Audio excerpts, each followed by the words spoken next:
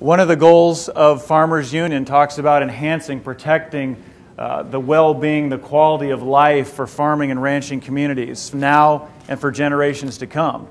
Well, you are confronted with so many attacks right now from all sides that your way of life, the likelihood of that being passed down to your grandkids is pretty unlikely. And this Trans-Canada is another attack on that way of life by dictating how you can and can't ranch, how you can and can't farm, and kind of telling Nebraskans how we should do things in our state. Nebraska Easement Action Team, it's a non-profit organization with the acronym NEAT. This group is all about landowners' rights and empowerment. It's pretty simple, as we've seen today. Standing alone, we really can't do that much. We all have one voice, and that's where it starts. But if we don't organize, we can't even come close to dealing with multi-billion-dollar multinational corporations. So NEAT is all about education and empowerment, empowering landowners, empowering Nebraskans about eminent domain abuse, what's going on, what you can and can't do, what avenues are available for you, and getting you to all come together in a union of sorts of landowners so that we can be united, one strong voice, one negotiation against Trans-Canada for fair easement terms. Because the easement terms, that document you sign, whoever in here has ever signed an easement before, that dictates what happens on that piece of ground. And if you're not negotiating against them, you better believe they're going to get everything in their favor and put as many terms against you and your family and future generations as possible. So we don't want to build the Army after we've been attacked, as an analogy. We need to get going now. We can't sit and wait and see, well, maybe what will happen, and at the 11th hour, let's get organized. It's time to get organized now because this fight's on your doorstep, and it's coming. So this is the big question I get asked everywhere we go, and had the pleasure to testify at the legislature, be all around this great state, and take calls from all over the country, myself and Mr. Domina, Dave Domina, who I work for. And how does this happen? How does a foreign company, let alone just a private company with a for-profit motive, the almighty dollar, not our interests in heart, your interest, how does a foreign company come into our country, into your backyard, your neighbor's backyards, and take your land? That is a question that people just can't wrap their heads around. And we can vilify Trans-Canada, and I don't mind doing that from time to time because if the shoe fits, you have to wear it. And I have experience and firsthand knowledge. But in this state, this all starts with where? The legislature. The people we all elect, with the governor, a person we elect. You do have a voice, and all the people that you've apparently voiced and your neighbors have voiced are in Lincoln, and they're talking for you. And that's why this happens. Because there weren't stronger eminent domain laws. There wasn't enough focus on preparing for this next generation of pipelines, this next generation of energy demand. And the framework of eminent domain in Nebraska is completely, it's a mess, just quite frankly. It's an absolute mess. So just briefly, I want to set up the framework of how this happened so you understand it.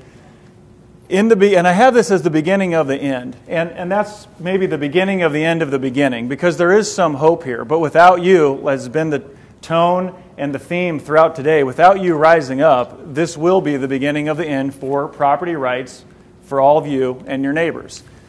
Fifth Amendment in the Constitution. Private property can't be taken for public use without just compensation. There it's anticipated that it would be the government. The government can't take your land for public use without compensating you justly. What might be an example of that? Well, the interstate system would be the best, the biggest eminent domain condemnation project in the country. Public use, pretty hard to argue that that's not public use. If you don't have a car, it doesn't matter. You probably wear clothes, you probably have things in your house, and that's transportation, and you benefit from that.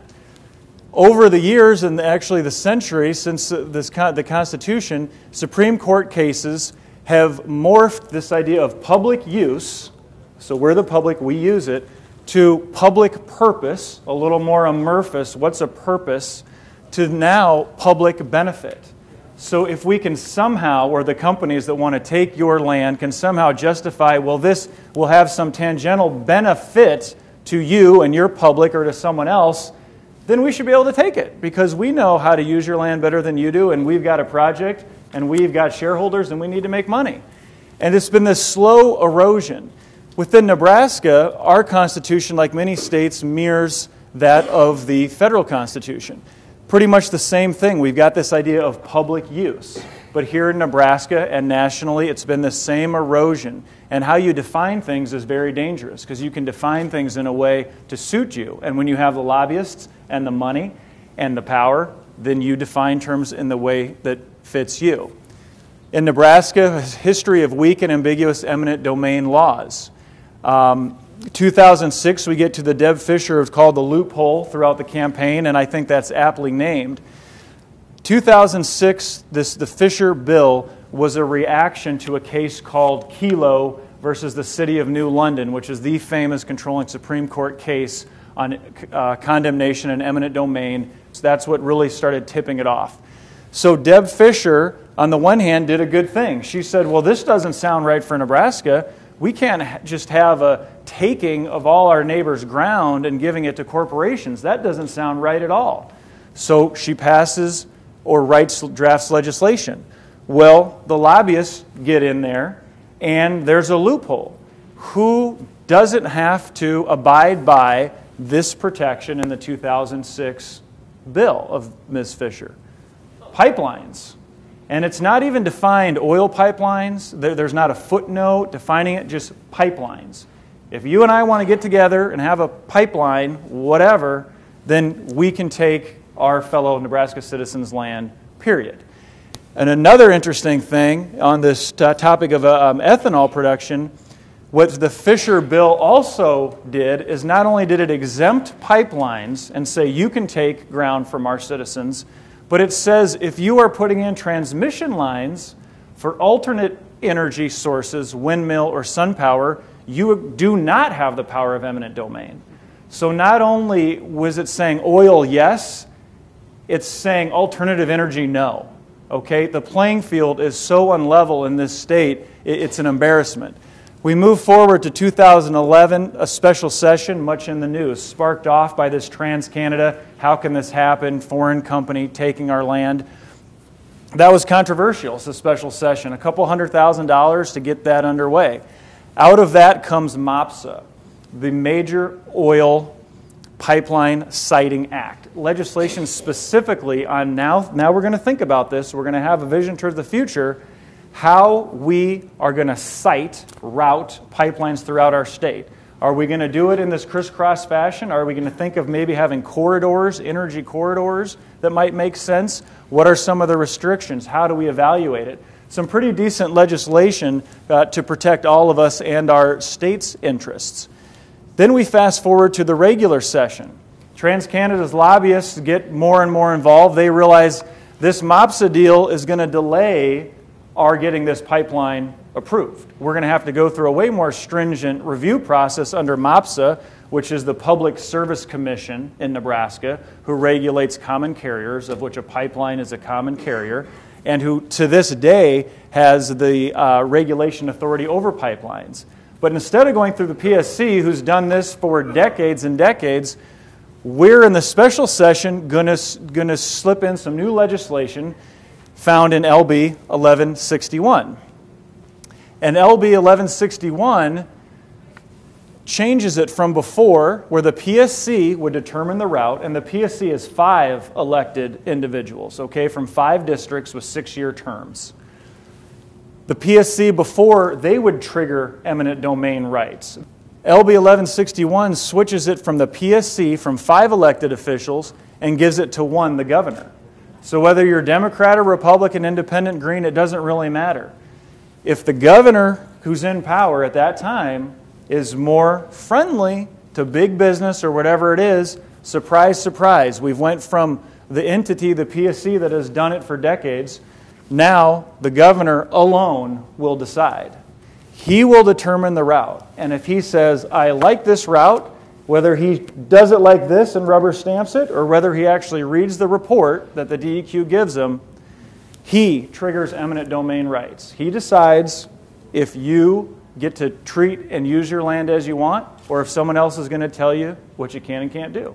That's the decision our governor now has, thanks to this legislation, which, by the way, we've challenged in court. Captioned there is Randy Thompson and others v. Heinemann challenged the constitutionality of this power shift and delegation of authority. One of the aspects of the LB 1161 is this NDEQ, Nebraska Department of Environmental Quality, evaluation. And in that evaluation, they have to have a public meeting, which they just did. Some of you probably saw about that. There was quite a to-do about that. But their charge, the DEQ, was this: analyze environmental, economic, and social impacts. There was no definition. There was no footnotes. There was no further explanation. Just, you guys go out and let's look at these impacts. Okay.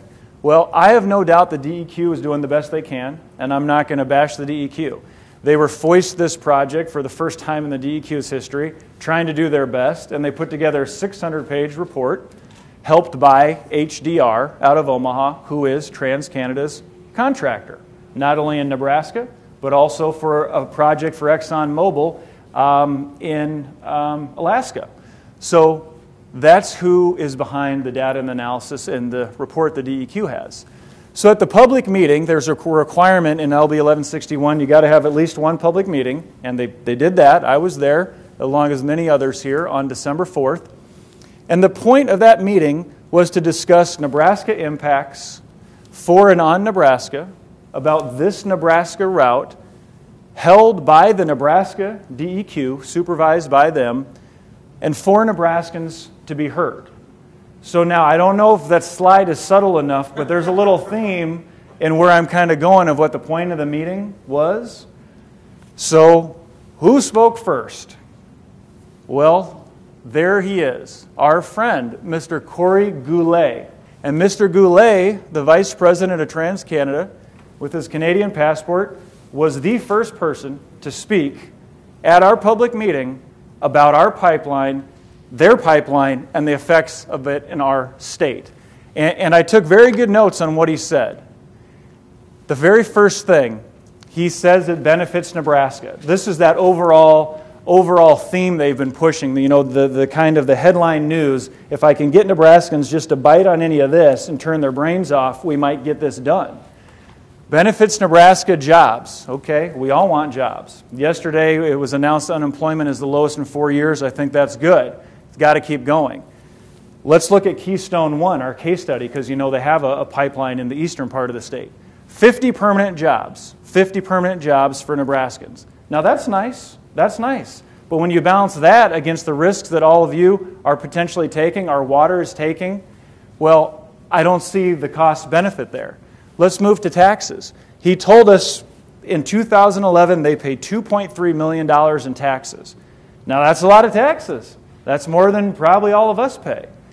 But on a $7 billion project, to only pay $2.3 million in taxes, that's state taxes, local taxes, any taxes you can think of, they would have given you the full number they had. That just doesn't make a lot of sense. And as we go down through some of those other things he says, decreased dependency on foreign oil. 2011, the U.S. was a net exporter of oil, okay? Don't be fooled by that. And also, Canada is still a foreign country, last I heard. Shortest route from Canada to Steel City, translation, cheapest for us, TransCanada. Shorter the route, lower construction costs. Safest route because it affects the fewest. False. Keystone 1 is a shorter route through the state. Twin it up with Keystone 1, parallel that, you're going to affect less people. Any leaks would be detected. Well, we know that's false. They had 14 leaks in 12 months on Keystone 1. Any spills would be small, only on a local level, not regional. Translation in Canadian, don't worry, only you will be impacted. It won't get so bad that everyone around you, just you and your town.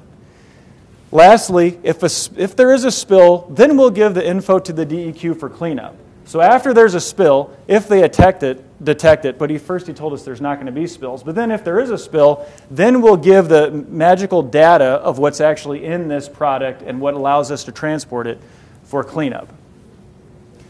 Now, another person from Oklahoma was flown in for the oil industry at that meeting, or actually it was Dallas, and he said, don't worry, the oil industry is the most heavily regulated. Okay, that must mean it's safe. Well, we've got some recent things that maybe tell us otherwise. Gulf Coast, you might say, well, that wasn't a pipeline. Well, it was pipe that was constructed going vertical. It was a vertical pipeline, and craftsmanship and construction was the problem that led to that leak.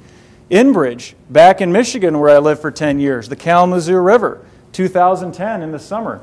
Currently $750 million for the cleanup, polluting the water supply. This is a Canadian pipeline, tar sands oil. So why NEAT? Well, to address all the problems that I've talked about, number one, also because TransCanada thought that route in green directly through the heart of the Sandhills was intelligent. Luckily, that got moved by enough landowners rising up and some good groups, Farmers Union, Bold, Nebraska, Sierra Club, and others, and farmers and ranchers saying, that's crazy talk. What they tell you, we're going to take care of you. We're going to be your neighbor. You've all probably gotten the glossy flyers and ads. They're spending more money on convincing you they're a good neighbor than they're going to pay for taking all of your land across this state. The budget for land acquisition is about $25 million at current offer prices. They've spent beyond that in lobbyists, D.C., and all the states up and down this route. Their actions tell us they lie. They're not truthful. These are protesters, landowners down in Texas. Okay, now, what are you selling? I've got to be brief on this, but you're selling an easement. They're taking an easement from you. You have property rights. If you imagine a bundle of sticks like they teach us in law school, you carry all these sticks. Every stick is an individual right of what you can and can't do or what you can prevent others from doing on your ground. TransCanada is going to take some of those rights away from you, and they propose to pay you one time. This is not a lease. This is not a renegotiation. This isn't in 30, 40 years, hey, you know what? Now I see what's going on here. I need more money. Look what you're doing to me. Look what you're doing to my field. Look what you're doing to my ranch. They will take from you property rights to go on, under, across, or through with their pipeline. Okay? You still own the land, which means you still have the liability. You didn't sell it to someone else. They don't have fee title. You still get to pay property taxes. You own everything around this pipe, which is one of the Enbridge they're repairing now in Michigan. But they have the right to shoot their pipe through your ground and take a 50-foot permanent easement. That's theirs forever to do as they want to within their easement document. So this is what you're giving up, and it's a one-time payment, and obviously they can come on and off your ground and access it whenever they need to. Second most important slide. This is the document, the legal contract, the easement that you will sign with TransCanada or your neighbors or your friends. If it isn't in this document to protect you, you have no protection for the end of time. Why is that? Because TransCanada has or wants or will ask for a perpetual, forever, permanent easement. Why perpetual? Because the Nebraska legislature didn't do anything to say that's not okay. You're dealing with this TransCanada Keystone Pipeline LP. We have no idea who that is, or who the general partners are, who the limited partners are, or where they come from, or if they'll have any assets if a spill ever occurs. They want the right to abandon in place. You may not want that. And if you don't want that, you're only going to get paid now one time. The only thing they cannot do is install high voltage electrical transmission lines. If that's the one thing they're saying we can't do, what else can they do? And how possibly can you be on a level playing field unless you're united with your other landowners and with a team that's analyzing these risks and trying to help you realize what they are? The legislature didn't review this and didn't ask about these impacts, the document that is the taking of your land. The Attorney General didn't step in and say, let me see if I can get something better for Nebraskans. And the DEQ and the governor haven't either. So we need you to get united, and NEAT is the only vehicle available for doing that. Why NEAT? For all the reasons that we talked about, for the same principles of the Farmers Union. We've got to be together on this. The legislature and governors failed. We need a strong voice negotiating against TransCanada and their lawyers for easement terms in that document that will be the single controlling document of whether there's protection from a spill for you or future generations. Because right now, TransCanada pushes the liability on you if there's an accident, okay? It shouldn't be that way. We want to know, and you deserve, how to interpret the terms. If you don't understand them, they're pulling wool over your eyes. There's other effects of it. What about a resale value? You want to sell someday? You've got the pipeline, your neighbor doesn't. Times are good now, but that can change on a dime. Is your land going to be decreased in value because you've got this wonderful pipeline? What about financing? Can you get insurance with that risk under your ground? Also, the holdouts we've experienced have more leverage. They're getting higher offers. It's pretty simple negotiation. They'll pay more when they need it. Right now they want it. No Nebraska permit, no presidential permit. No reason to rush. And they don't want to go to court across Nebraska either if you want to hold out. And I think we're to the last slide. Now this is the most important slide of all. If we don't actually do something, and I mean all of you, spread the word, tell someone about NEAT, that at least there's this group, talk to your senators, elected officials about eminent domain abuse, and it may not be on your doorstep now, but it's going to affect someone you know if it doesn't get slowed down and cleaned up. So please, take action, be the change you want to see in the world, and if this affects you, join up for NEAT. It's tax deductible, nonprofit corporation. We accept donations to do the work we're doing. And again, I appreciate very much the opportunity from John, Graham, Ben, and the Farmers Union to be here with you today. And I'll be around during lunch if there's any questions or anything like that.